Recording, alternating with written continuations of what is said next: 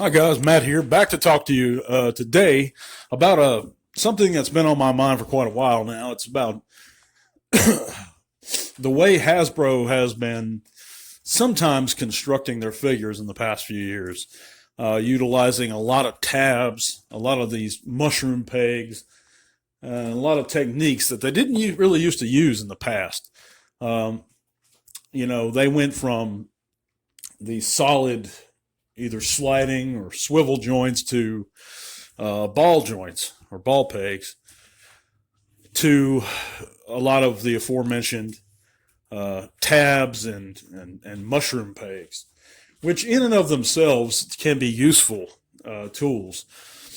But you guys know, as I've mentioned before, that I'm a big Hasbro fanboy. I'm not even attempting to knock Hasbro and the amazing things they've given us. But yet in some of the construction, I find it to be less than optimal.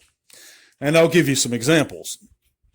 For just a few figures we've acquired in the past few years that I've had some problems with, and some that I can see the potential of having problems with. I know with the Gen Selects exhaust, which was a retool of the Siege wheeljack or Earthrise wheeljack, the arms are constructed utilizing these single mushroom pegs, and right out the package, just moving the arm, it just falls off every time. And I demonstrate it, but I hate even messing with that figure because of that fact.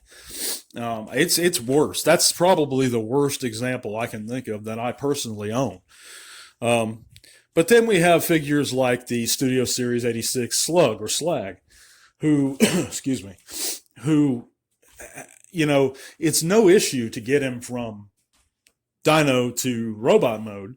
But if you transform him from robot to dinosaur mode, and anybody who owns him, I'm sure can attest to this, he's very tab heavy, tab forward. And he's one of those figures, if you don't have every tab lined up or pegged in right, it just doesn't lock together well. And there's a lot of them, It's in stark contrast to what they gave us with the Grimlock, in that line. Which everything, I can transform that thing probably really quickly, back and forth. But Slag or Slug is quite the opposite. Figures like the Kingdom Tracks or the recent Earthrise Run-Amok Runabout figures. In alt mode, vehicle mode, they just do not fit together or tab together very well at all.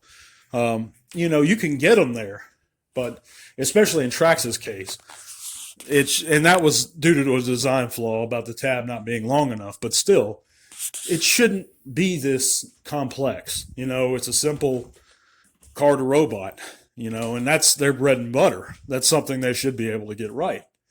And again, I'm not knocking Hasbro as a company for everything they've done right, but these things could be improved upon. Let's just face the facts here.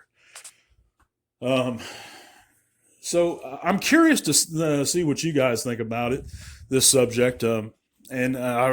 Please let me know in the comments if you have anything to add to this conversation. But Retgar is another one who utilizes these double mushroom, the Studio 6 Series 86 Retgar, utilizes these double mushroom pegs in his legs. And I haven't had an issue with them yet, but I could see it becoming a problem. And those mushroom pegs, that's the biggest thing with me. It's not so much the tabs, you can get around that.